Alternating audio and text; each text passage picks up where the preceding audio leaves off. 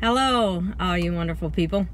I'm Lisa with Living Life with Lisa, and on this channel we talk about trying to live the fullest with chronic illness. I personally have been diagnosed with MTHFR and early onset dementia, and today I thought, well, we could talk about some of the things that I noticed that didn't quite make sense, and we blamed it on the stroke, and it hasn't gotten better, though all my other symptoms have, and I think it has more to do with the dementia than it does after the stroke. But I have trouble. I hear well. I'm a professionally trained musician, and I hear very well, and I can no longer stand loud sounds or lots of sounds, and this has been going on for probably about 5 years.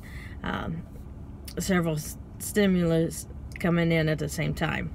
On the phone it's hard because it's I hear the words, they don't always make sense. It's not that I don't hear them, it's that my brain has to process, and by the time I figure out what they're saying and answer, it's way past that part of the conversation. And so on the phone it's hard. For some reason, visually or in person is a lot better.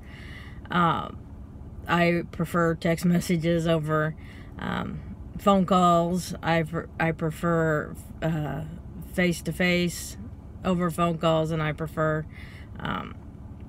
FaceTime over phone calls.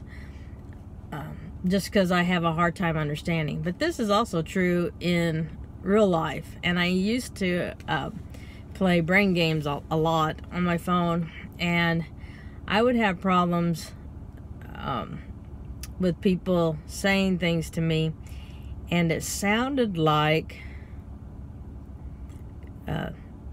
garbled words. It didn't sound like they were saying anything right. It sounded like they were mixing up their words, and I knew that it wasn't that I didn't hear them. I knew that it was a time that I couldn't understand them, and that if I waited just a little bit I could understand them in a little bit. And so what I used to say is that I'm in the middle of a brain game, which they were timed, and they would go. I got my kids to understand that that was a code word for I don't understand you. My dad excuse me, my dad came to visit, and he said something to me, and I didn't want to say huh, because I heard him, but I didn't know what the words meant. And if he'd repeated himself, it would not have mattered, because at that moment I wasn't understanding language. And so I said, I'm playing a brain game. And he said, okay, and turned around and walked away. Well, after I calmed down a little bit and knew that I could understand, I turned to one of my sons and I said, what did Papa say? And he said, do you want to try to beat me at pool? Because we have a pool table. And so I said, okay. And so I got up and I went downstairs and I said, you ready for me to whip you at some pool? And he said, okay. I thought maybe you didn't want to play. And I said, no, it's not that. I sometimes can't understand what's being said. It sounds like garbled. And he said, well, why didn't you say what? And I said, because it wouldn't do any good to say what, because I heard you. I just couldn't understand the language. And then after a while, I can understand it, and somebody told me what you said. And so since then, I just tell them, I just come out and say to my family. I don't do it in public or to other people in the community, but in the safety of my home with my family. If I'm having, and those moments don't last very long. They're very rare, and they only last for, maybe 5 minutes. But somebody can say something to me, and it doesn't make any sense at all. Not any sense at all. It sounds like they're got marbles in their mouth, and they're just mixing up the words and just kind of garbled. And I'll just say to them, I can't understand right now. We'll talk in a few minutes. And so that seems to work. It's just the strangest thing for me. I've also noticed that my signature is getting a little crappy.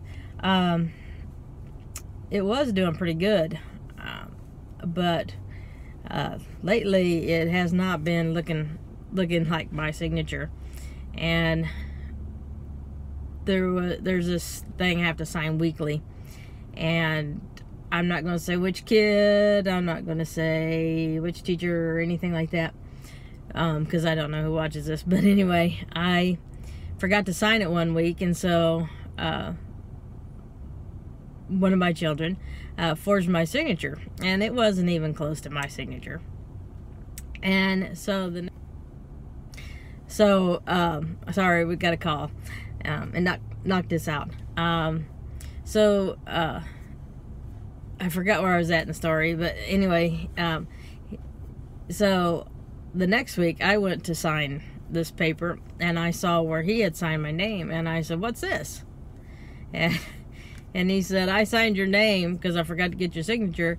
And I said, "Well, I'm going to tell." "Oh, please don't tell." And I said, I'm not going to tell. But I said, "You need to make sure I get these signed." And so he handed it to me for me to sign it, and I went to sign it. And when I signed my name on it, it was worse than the one he wrote. It did not look anything like my signature. And I said, "Well, I don't know how your teacher's going to tell if it's ever forged or not, because my signature looks worse than the one you wrote." And that phone call is just going to keep bugging me. They keep messaging me and stuff. It comes down, I can't see anything over the drop down from because I'm filming with my phone. And then I just went to the doctor, and I used my debit card to pay my copay, and when I signed the thing, it looked nasty. So, it's kind of a hit and miss kind of thing. It's not always bad. I don't know. But at any rate, I see a decline in my in my signature, and my hearing is, I don't know how you describe it. I don't think it's hearing as much as it is a focusing thing. Because I've got eye stuff going on and ear stuff going on and loud music going on and this going on. It's harder to decide what I need to be focusing on. And then everything is of equal importance, instead of being, when you're, we'll say at church, and if you're singing, the thing you notice the most is the singing and the person running the singing. I notice at the same thing, the singing, the person walking out to get coffee, the baby crying, the kids horsing around, all that, and that's all equal. And same when the preacher's preaching. You could always focus on the preacher and block out everything else. And everybody getting up, people moving, people coughing, kids crying, kids moving around, somebody doing something, and I'm watching everything going on, and I cannot pick out, my brain will not filter out the unnecessary stuff so I can focus on the necessary stuff. And that's what I mean. So it's not a hearing thing, it's a selecting what's important and making that the only thing I can hear, if that makes sense. The garbled language coming from other people, I don't know how to explain that. It just is. It's something I notice. Luckily, it's not very often. It's usually when I'm very tired. And like I said, it lasts for a very short time. It's always been at home late at night when it's happened. And like I said, we I just say now's not a time to talk to me because I can't understand you. And they know that that means they didn't do anything wrong, that it's just a hiccup for the moment. And then they can tell me in a couple minutes. And the handwriting. So I just wanted to share with you some of the struggles that I'm starting to, well, have had for a while. Some of them I had for a while. The handwriting is new. You know, and the signature is a new thing that's going on. And so there you are. Well, talk to you later. Have a great day. Have a great evening. Have a great morning, wherever you are. And remember, live life to the fullest. Live life with no regrets. And we'll talk to you later. Bye-bye.